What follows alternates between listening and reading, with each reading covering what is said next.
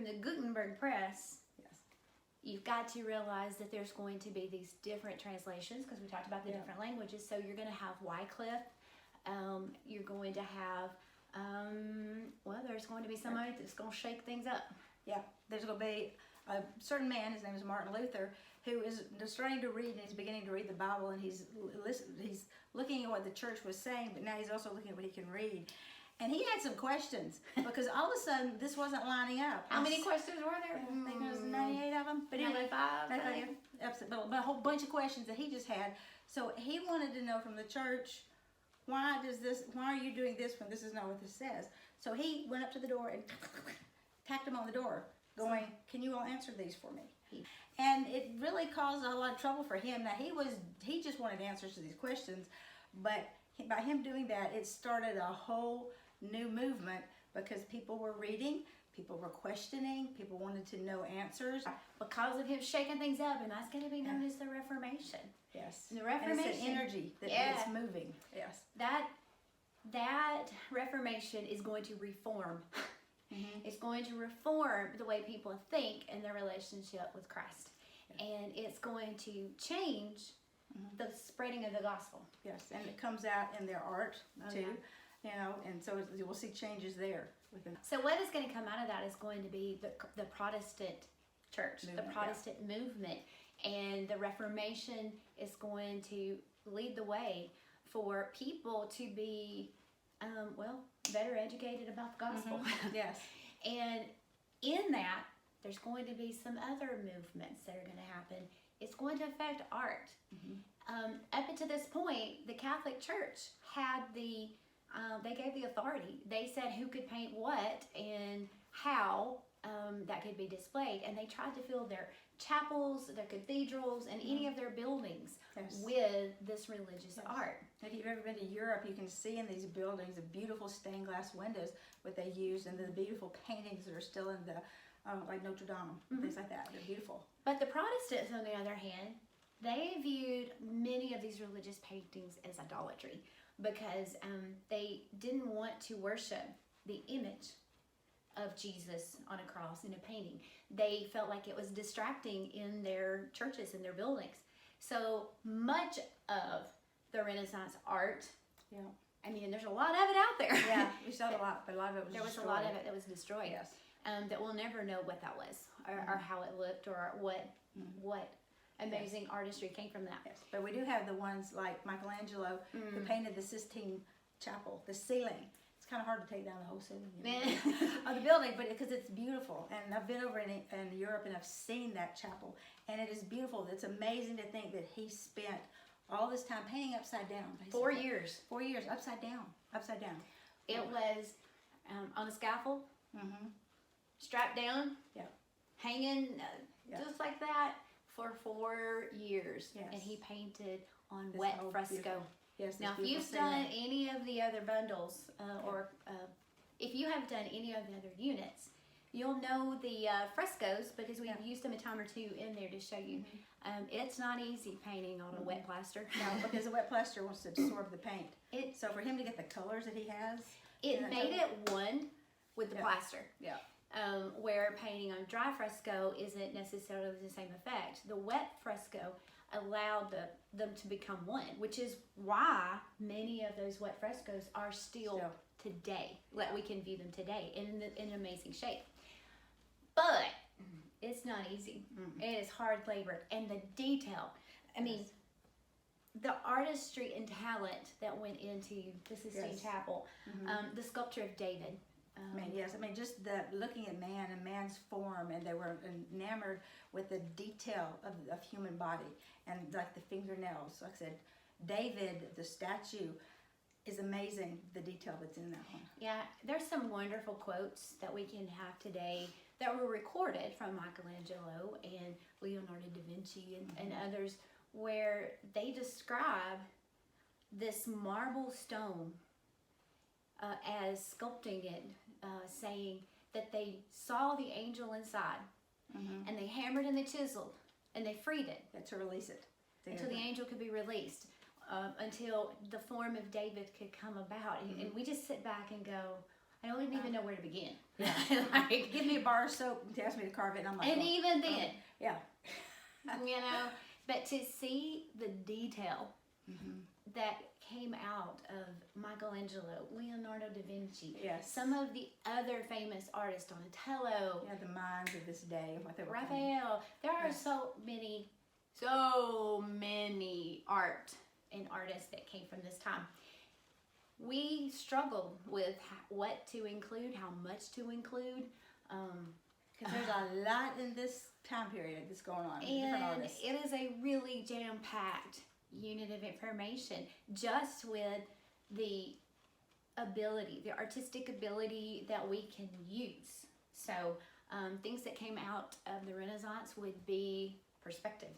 Up until that point, Everything was flat. everything was from that Roman style, where it was flat and two-dimensional, and it lacked something. Yeah. But these men studied. Yes. They studied art like it was science or math. They studied art like it was science or math. And in that, added math and science into art. Yes. And then that also kind of took them up as far as people looking at artists as being kind of Their reputation now, went from being... these artists are like magnificent. Oh, they are Yeah. intellectual influencers. Yes. And so we went from paintings that were just basically church-type paintings, so all of a sudden you had people doing portraits. And the upper class would hire them out to do paintings of their families and things like that. And they would be hired by patrons. So Yes. wealthy people were willing to hire artists, pay them a commission, to paint either their portrait or a painting or something that they wanted to display. Because art was more than just a wall. Yes, because at this point they started painting furniture, they started painting beds, they realized it Objects. didn't have to be just on a wall or on a canvas. You will see art in many forms. Yes. Leon Battista Alberti. That's a mouthful of a name. Yes. Get that one wrong, you're in trouble. He wrote a book, thanks to that Gutenberg press.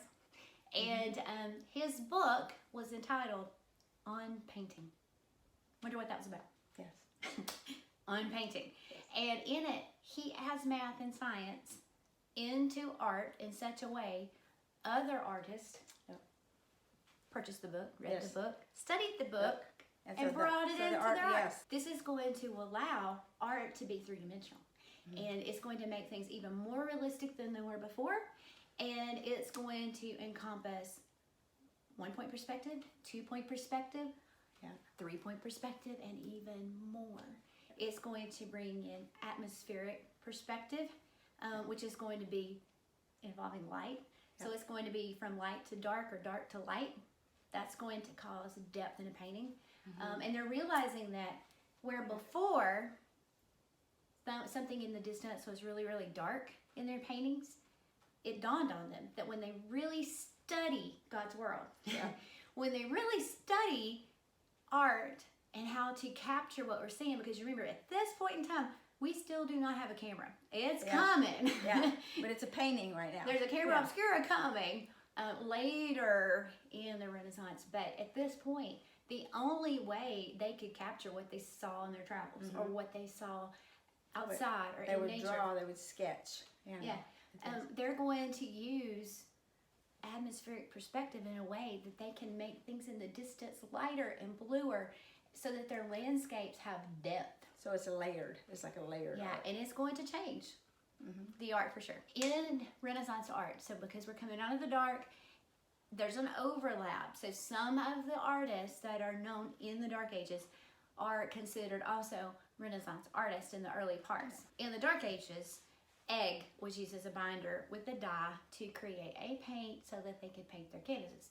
The problem with the egg is it dried way too fast. And it didn't give them time to play around with their painting. And when we're talking about that atmospheric perspective, it didn't allow softness. It didn't allow translucence to their color. Therefore, things seemed heavy. All of a sudden, the addition of oil.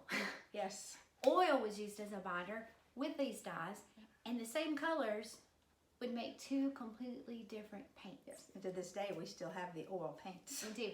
Oil allows you, it takes a long time to dry, so it allows you a longer time You can move that color. to work with and move it. Move it. But by diluting more oil into your pigment, you can get a translucent color. So it's not opaque anymore. It can be translucent, and this is really going to change the effect that's going to happen. The Renaissance began in the Netherlands, and it kind of dwindled its way, moved its way through travels and stuff, and it's going to go into Italy, France, Europe. You'll have Spain, yeah. Germany, Spain. So we're going to have different Renaissance movements happening with different styles that are going to come out of it. But eventually, there's going to be an academy, and it's going to be the Royal Academy that is going to be basically a university for artists. To teach art. You know, where before nobody paid any attention to artists, well now there's actually a university for the artists to attend to hone their skills. And they didn't have Instagram, Facebook, Twitter, or TikTok for their marketing or their social media. So the school became their marketing. It marketed them out to patrons, such as in Italy, the Medici family, a well-known banking family. Yeah. Very wealthy. Yes, and a well-known painting of the Medici family too.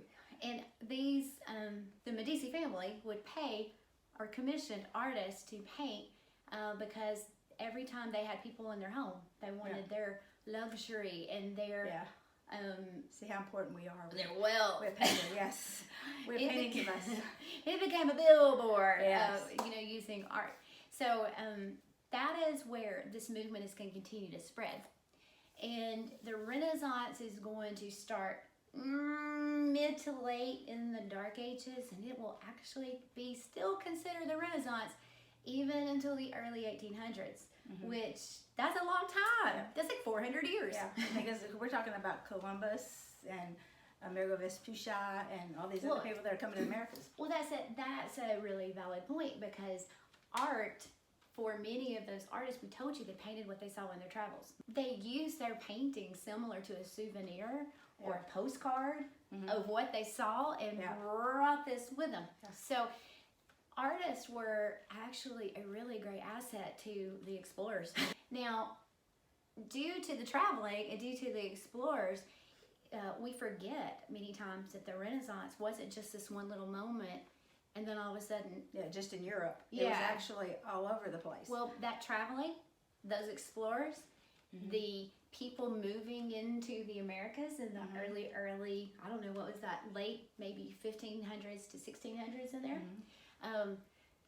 Those people bringing the influence, they brought the art with them. Because all these people were coming from Europe. They were coming from France and Spain and England and the Netherlands. But what they had at their home, they brought with them what they knew. They came to the Americas. And artists came in. And they're going to start being known as American artists because they're in a new country. Yes. And all of this is going to happen. It's going to spread religious paintings into the Americas. It's going to spread the churches, the gospel. It's going to spread the people. The settlements will eventually colonize.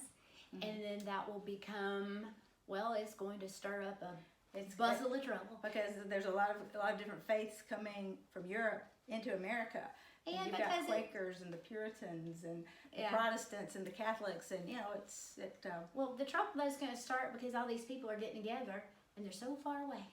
Yeah. They're so far away from the king that they start doing their own thing. Yeah. And in that, well, a war begins. Just a little revolution in there, kind of like, we don't want you in our area. And we are still in the Renaissance art time. Okay, so it's going to overlap a solid 400 years. It's amazing art that we get out of this time, and we get so excited about the Renaissance time period because it does involve Michelangelo, Leonardo, and just these amazing Ninja Turtles. The Renaissance has even influenced the comic world and the world of America. We had the Teenage Mutant Ninja Turtles, all named Michelangelo, Leonardo, Raphael, Donatello. And Donatello. So these Ninja Turtles are going to be named after famous Renaissance artists. And there's other ways that we're still influenced today too Yes. from that is- these. So not just the art that we can see that still exists, and not just the not just the Teenage Mutant Ninja Turtles. We hope that the Renaissance art and the Renaissance movement is a rebirth for you.